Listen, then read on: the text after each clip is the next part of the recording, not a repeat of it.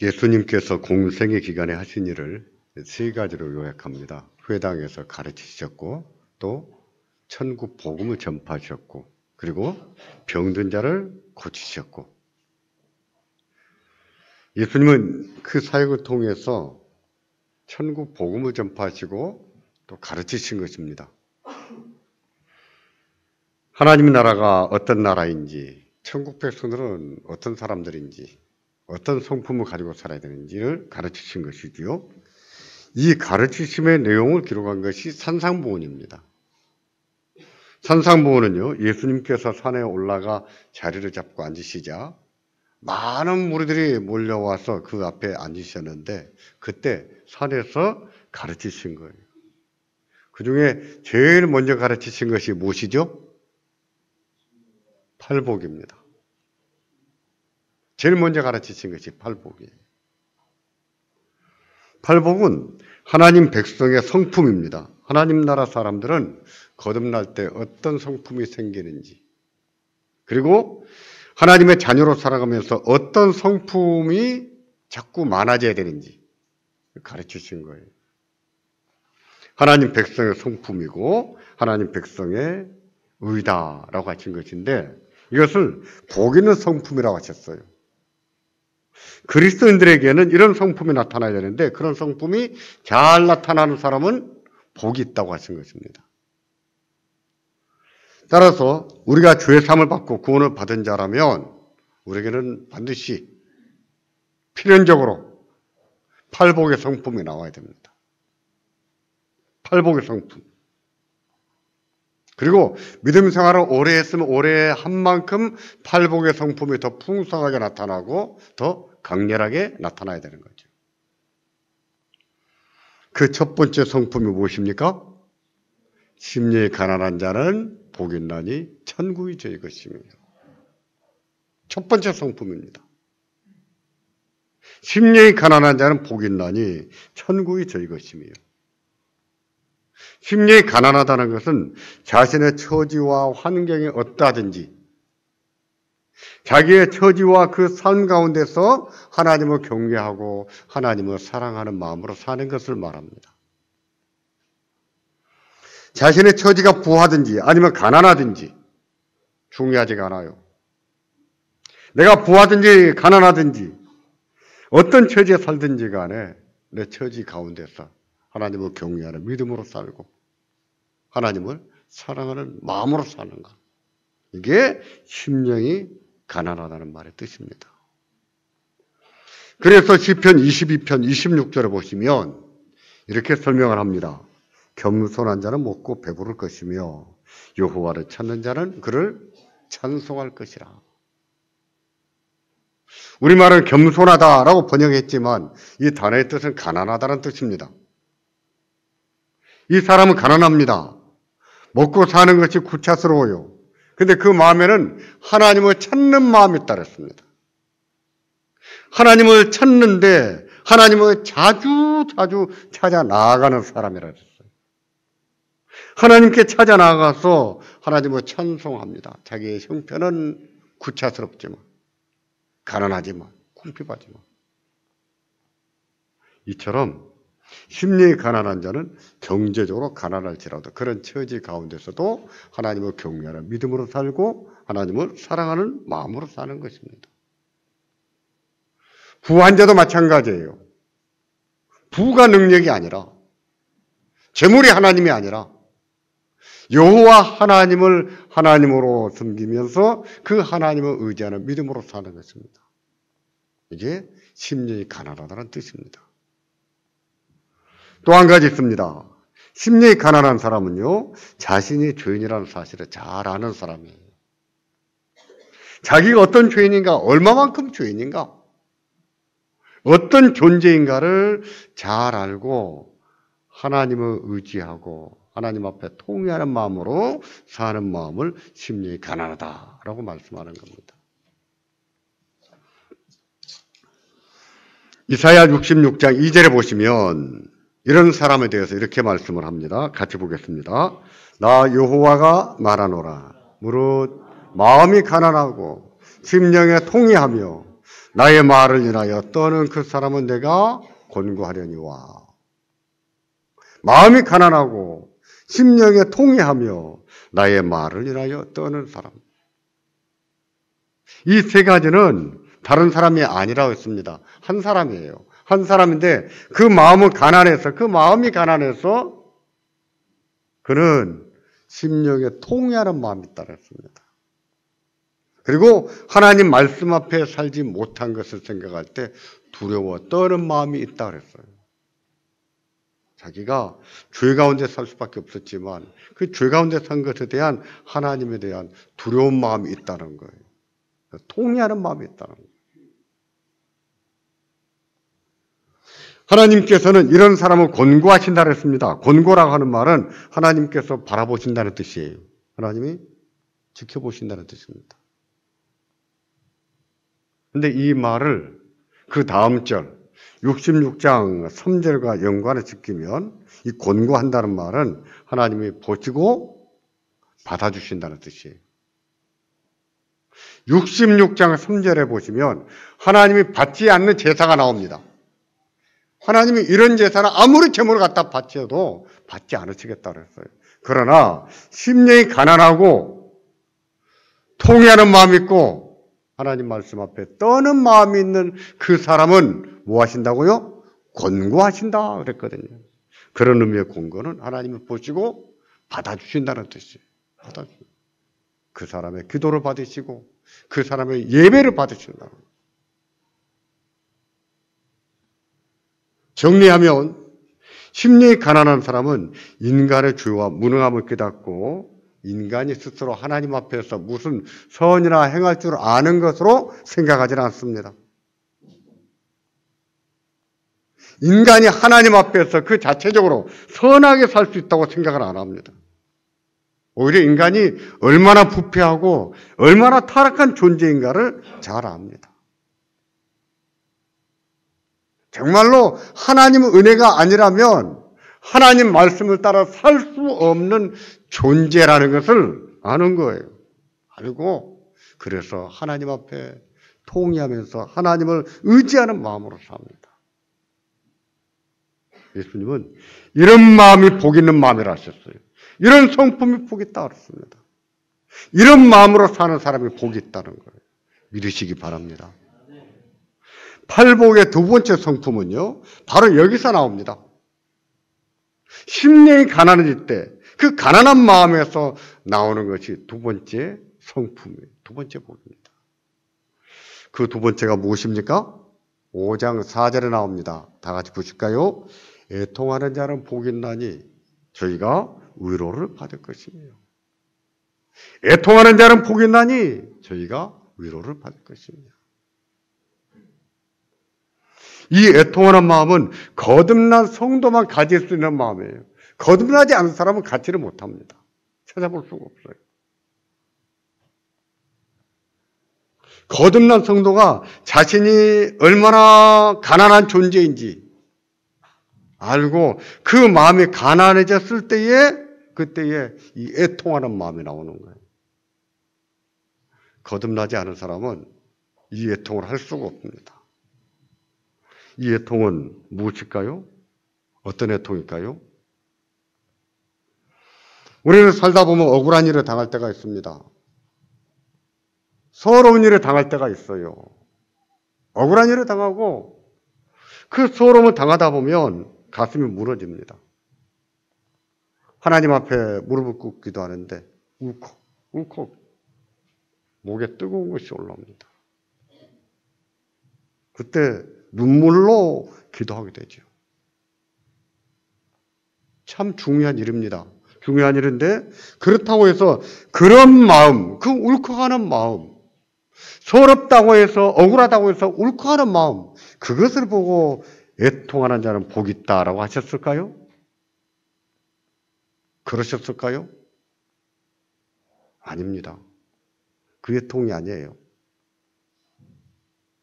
나는 서럽고 내가 억울해서 너무 힘들어서 하나님 앞에 모처럼 기도를 하는데 갑자기 가슴이 울컥합니다. 통곡이 나올 수 있어요. 참 귀한 마음이에요. 근데 그 마음을 가지고 애통하는 자는 복이 있다라고 말씀하신 것은 아니라는 것이죠. 예를 들어 볼까요? 사무엘의 어머니가 그랬습니다.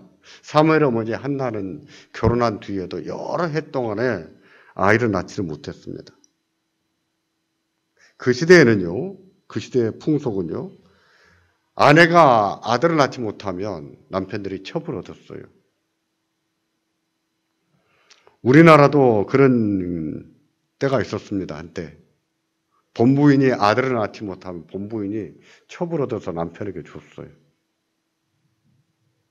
예, 그런 시대가 우리에게 있었는데 유대인들에도 있었어요. 그렇다고 그것이 옳은 일은 아닙니다. 하나님 앞에 잘한 것이 아니에요. 아들을 낳은 첩은요, 본체 한나를 대놓고 무시하기 시작했습니다. 아들도 못 낳는 것이 우리 기성세대 어른들은 잘 아는 이야기예요. 이런 얘기가. 얼마나 서러웠겠습니까? 무슨 벼슬이 난 것처럼 그 첩은 한나를 괴롭혔습니다. 얼마나 서럽고 얼마나 억울했겠어요.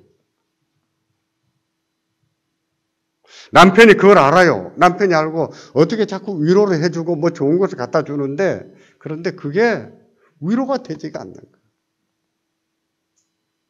첩한테 당할 때마다 얼마나 억울한지 생각만 하면 얼마나 서러운지 남편이 좋은 것을 갖다 주고 아무리 위로해도 그 위로가 되지가 않는 겁니다. 그러던 어느 날이었습니다. 남편이 성전에 올라가는 것을 보고 자기도 남편에 따라 성전에 올라갑니다. 그리고 하나님 앞에 엎드려 기도하기 시작합니다. 뭐라고 기도했을까요? 뭐라고 기도했을까요? 하나님, 저도 아들을 주세요. 저도 아들 하나 주세요. 한나가 얼마나 흐느껴 울면서 기도했던지 흐느껴 울면서 기도하는 그 모습이 제사장 눈에는 어떻게 보이냐면 술에 취해서 주정거리는 것으로 보였습니다. 한나가 왜 저렇게 술을 먹고 와서 엎드려서 저렇게 주정을 부리나 하나님 앞에서. 제사장이 실수했습니다. 한나를 불러다가 너가 언제까지 이렇게 술에 취해서 살겠느냐 이렇게 말했어요. 함부로 판단한 것이죠. 한나는 그게 아니었습니다. 사는 것이 너무 힘들고 아프고 너무 서러워서 하나님 앞에 토로한 거예요. 애통을 한 겁니다. 자신의 아픔과 자기의 슬픔 때문에 애통하며 기도한 거예요. 우리는 이렇게 기도할 수 있어요. 근데 놀랍게도 하나님은 그 기도를 들으셨습니다. 들으시고 한나에게 아들을 주셨어요. 그 아들이 누굽니까? 사무엘이에요. 그 유명한 사무엘입니다.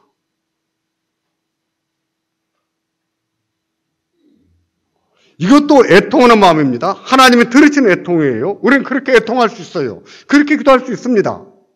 그렇게 힘들 때는 기도해야 돼요. 그처럼 기도해야 돼요. 그렇다고 이것이 팔복의 애통일까요? 예수님이 애통하는 자는 복이 있나니 저희가 위로를 받을 것이며 라고 했을 때 그런 것을 두고 애통하는 자는 복이 있다고 했을까요? 그건 아니라는 겁니다.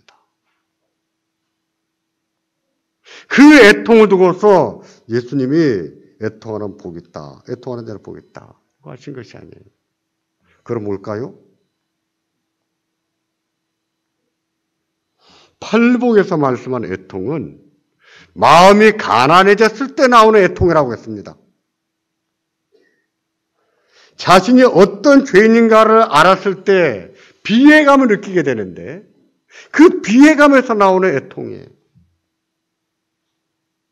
어떤 죄를 지었을 때에 하나님 앞에 그런 죄를 지었다는 것이 회개가 되기도 하는데 우리는 회개할 때 그 잘못한 것은 나열한 것이 중요하잖아요. 더 중요한 것은 뭐냐면 그런 죄가 자기 안에 있다는 것을 알고 그걸 통회하는 것이 더 중요한 거예요. 하나님, 제가 이런 죄를 지었습니다. 이런 죄도 지었습니다. 자기가 지은 죄를 나열하는 것이 문제가 아니에요. 우리는 그걸 가지고 회개라 생각합니다만은 그것도 지어내야 되지만 그 이전에 자기한테 그런 죄를 짓는 죄성이 있는 것을 회개해야 된다는 것이죠. 그때 우리 마음에 비애감이 듭니다.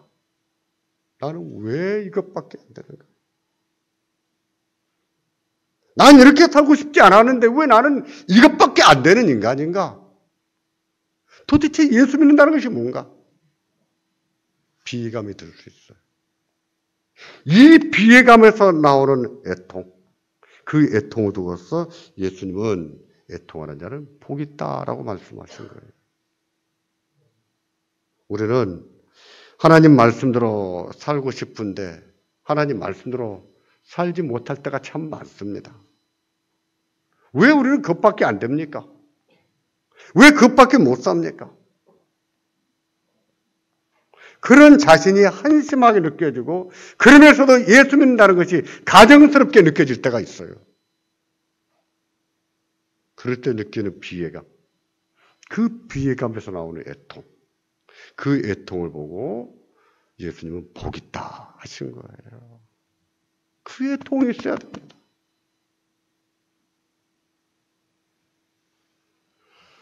우리가 예수님을 나의 주, 나의 하나님으로 영접하고 나면은요, 하나님 말씀대로 살고 싶은 마음이 막 생깁니다.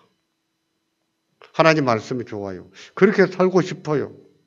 선하게 하나님 뜻대로 살고 싶은 마음이 생깁니다. 그런데 그렇게 됩니까? 안 됩니까? 됩니까? 안 됩니까? 안 돼요. 왜 나는 하나님 말씀대로 하나님 뜻대로 선하게 살고 싶은데 그게 안 되는 거예요. 왜 안 될까요? 반대로 예수님을 영접하고 나면 악이 싫어요. 죄가 싫어요. 저렇게 살고 싶지 않아요. 난 저렇게 살지 않을 거야. 저렇게 악을 가까이 하고 살지 않을 거야.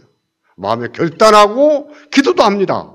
그런데 마음과는 달리 자꾸 그렇게 사는 거예요. 악을 해가면서 삽니다. 그런 자기 자신이 얼마나 가정스럽습니까? 얼마나 비겁합니까? 왜 그럴까요? 왜 우리는 선하게 살지를 못하고 왜 그렇게 나는 그렇게 살고 싶지 않은데 왜 그렇게 악하게 사냐고요? 이런 사실을 자세하게 다룬 말씀이 있습니다. 그게 바로 로마서 7장이고 8장이에요. 로마서 7장과 8장은 우리가 예수를 믿는 자로서 겪게 되는 비애감들, 애통하는 마음들, 이것을 자세하게 다룹니다. 보시겠습니까? 7장 18절에 보십시오. 이렇게 말씀을 합니다. 내 속, 곧 내 육신에 선한 것이 거하지 아니하는 줄을 아노니 원함은 내게 있으나 선을 행하는 것은 없노라. 그동안에 나는 나를 생각할 때 내게는 선하게 살 수 있는 능력이 있는 줄 알았다는 거예요. 착하게 하나님 말씀대로 하나님 뜻대로 살 수 있는 능력이 있는 줄 알았다는 거예요. 근데 그 능력이 없다는 거지. 없고 마음뿐이라는 거예요. 마음뿐. 선하게 하나님 뜻대로 살고는 싶은데 그렇게 살 수 있는 능력이 없다는 거예요. 내 속에.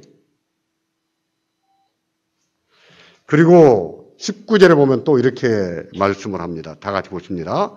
내가 원하는 바 선은 하지 아니하고 도리어 원치 아니하는 바 악은 행하는도다. 그렇습니까? 안 그렇습니까? 그렇습니까? 안 그렇습니까? 그렇죠. 선을 행하는 능력은 없고 반대로 원치 않은 악은 있다는 거죠. 나는 저렇게 악하게 살고 싶지 않은데 그 악이 나한테서 자꾸 모락모락 피어 올라오는 거예요. 난 저렇게 살지 않을 거야 하는데 자꾸 저렇게 사는 삶에 나오더라고요.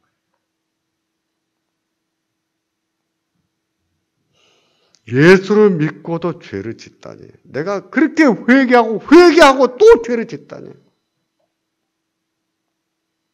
내가 지난주에도 교회 가서 하나님 제가 이런 죄를 짓지 않겠습니다. 기도했는데 한 주로 살다 보니 또 지어요. 여러분 그러실 겁니다. 하나님, 오늘은 이런 죄를 안 짓겠습니다. 이번 주로 이런 죄를 안 짓게 해주세요. 라고 기도하셔도 이번 주로 사람 또 지을 거라고요. 왜 그렇습니까? 왜 이 말도 안 되는 일이 우리에게서 일어나냐고. 예수 믿는 우리에게 일어나냐고요. 왜 그럴까요? 우리에게는 선하게 살고 싶은 마음뿐이지 선을 행하는 능력은 없고 반대로 우리에게는 원치 않는 뭐가 있어요?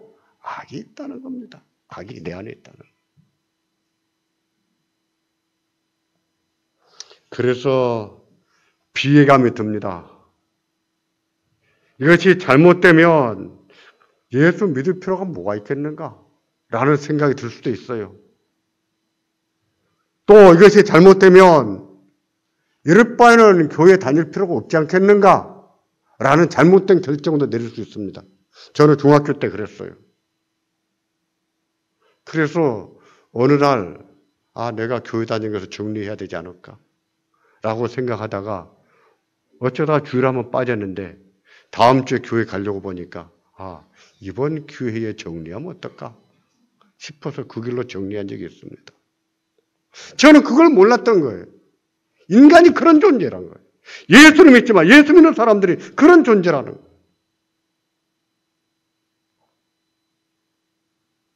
이 비애감이 들 때 하나님 앞에 애통할 수 있는 거예요. 그 애통이 나올 때 예수님은 애통하는 자는 복이 있다. 애통하는 자는 복이 있나니 라고 말씀하신 거예요. 바로 그 애통입니다. 내 속에 죄가 있는 것이 깨달아질 때 나오는 애통. 내가 마음은 원하지만 하나님 말씀대로 살지 못하는 한계를 느낄 때 나오는 애통. 바울은 그 애통을 이렇게 묘사했습니다. 로마서 7장 24절입니다. 다 같이 보실까요? 오호라 나는 공고한 사람이로다. 이 사망의 몸에서 누가 나를 건져내랴.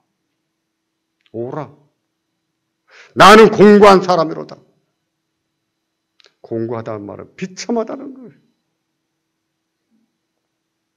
이러고 보니까 비참한 생각이 드는 겁니다. 이게 뭔가? 예수 믿는다고 하는 것이 뭔가? 목사라는 것이 뭔가? 비참한 마음이 드는 거예요. 얼마나 괴로운지 이 사망의 몸에서 누가 건져내랴 라고 말합니다. 죽을 몸이라는 것이죠. 그만큼 내적인 비애감이 심해서 거기서 애통이 나옵니다. 우리가 거듭난 자라면요, 이런 애통이 있어요. 이 애통이 나와야 되는 거예요. 거듭나지 않은 자에게서는 찾아볼 수 없는 애통입니다. 예수를 믿어도 하나님 말씀 앞에 사는 것이 관심이 없는 사람에게는 이런 비애감이 오질 않아요.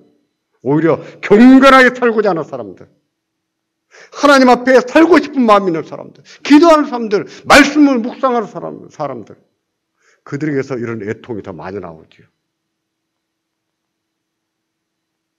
경건하게 사는 것이 관심 없는 사람은요, 이런 애통이 나오지가 않습니다. 비애감이 들지가 않아요. 그런 죄인을 누가 건져내겠습니까? 우리가 그런 죄인인데 그런 죄는 누가 구원하겠어요? 누가 하겠습니까?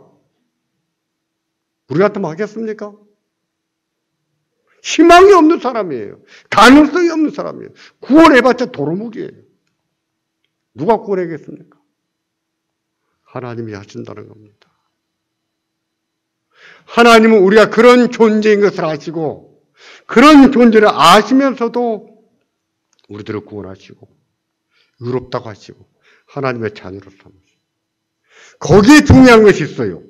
그리고 우리에게 성령을 부어주셨습니다. 우리에게 성령을 부어주시는 거예요. 우리는 그렇게 비애감을 경험하고 살 수밖에 없고 애통하며 살 수밖에 없지만 그런 우리에게 성령의 능력을 부어주십니다. 그리스도는 어떤 존재인가? 이렇게 비참한 사람이지만 그 능력에 힘입어 사는 사람들이에요. 그 능력에 힘입어서 유혹을 이기고 살고 죄를 이기고 살고 악을 이기고 사는 거예요. 유혹에 걸려 넘어져서 비참해질 때가 있지만 인간이 그런 존재인 것을 알고 인정하고 다시 하나님 앞에 엎드립니다. 애통을 합니다. 하나님이 그를 붙잡아 주세요. 그를 일으켜 주세요. 그 은혜에 힘입어 사는 것이 그리스도인이요. 예수님은 그 성품이 복이 있다고 하신 겁니다.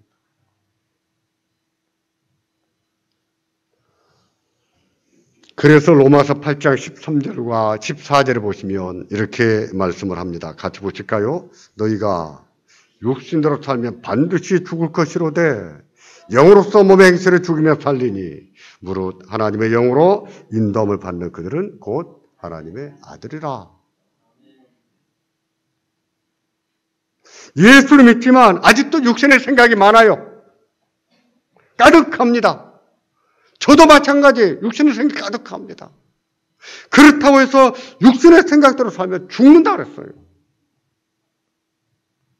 근데 영으로서 이 말은 성령을 말합니다. 하나님이 우리에게 부어주신 그 성령의 은혜로 몸의 행실을 죽이면 살리니 그러면 살 수 있다는 거예요. 근데 하나님의 자녀들에게는 이런 성령의 인도하심이 있습니다. 성령 하나님이 깨닫게 하시고 도전하시고 강하게 역사하시는 은혜가 있어요. 야, 그건 아니야. 그렇게 살면 안 돼. 너 죽어. 그렇게 살지 말라고 도전하시는 성령의 은혜가 있습니다. 그것을 끊어버리는 능력도 주시고 하나님 말씀을 따라 살 수 있는 능력을 부어주세요. 그 능력에 힘입어서 몸의 행실을 죽이라는 거예요. 죄의 생각을 죽이고 부패한 생각을 죽이라는 겁니다. 그리스도인은 그렇게 사는 것입니다. 여기에서 우리가 기억해야 될 것이 있습니다. 그것은 하나님께서 자기 자녀들에게 성령을 부어주셨다는 사실이에요. 그 성령 하나님은 우리 안에 내주하십니다. 내 안에 나와 함께 하세요. 내가 어디를 가든지 함께 하십니다. 내가 잠자는 동안에도 나와 함께 하세요. 우리들을 도전하십니다. 그렇게 살지 말라고 도전하세요. 이렇게 살라고 힘을 주십니다. 능력을 주십니다. 깨닫게 하세요. 그때 순종을 잘 하셔야 돼요. 그분들이 성령의 능력에 힘입어 사는 것이고 성령의 열매를 맺고 사는 것입니다. 우리가 거듭난 자라면 우리에게 이런 애통하는 마음이 있어야 되고 또 이런 성령 하나님의 도우시고 역사하시는 은혜가 있는 겁니다. 우리에게 이런 은혜가 있기를 바랍니다. 복 있는 은혜예요. 복이 있기를 바랍니다. 심령이 가난한 자에게는 천국이 저희 것이라 하셨고 애통하는 자에게는 위로가 있을 것이라 했습니다. 그것은 그들에게 주시는 복이에요. 천국과 위로. 애통하는 자에게 주시는 위로. 그것은 뭘까요? 우리가 마음이 괴로울 때 한바탕 울고 나면 마음이 후련하지요. 마음이 시원해지기도 하고 마음도 편합니다. 한 번쯤 우셔도 괜찮아요. 남편들은 우는 소리 듣기 싫어합니다만 여러분 우셔도 괜찮아요. 미국의 램지 재단에서 연구를 해보니까 왜 남자가 여자보다 수명이 짧은가? 그분들의 결론 가운데 하나는 남자는 왜 울지 않기 때문이다. 남자는 울지 않아서 그렇다.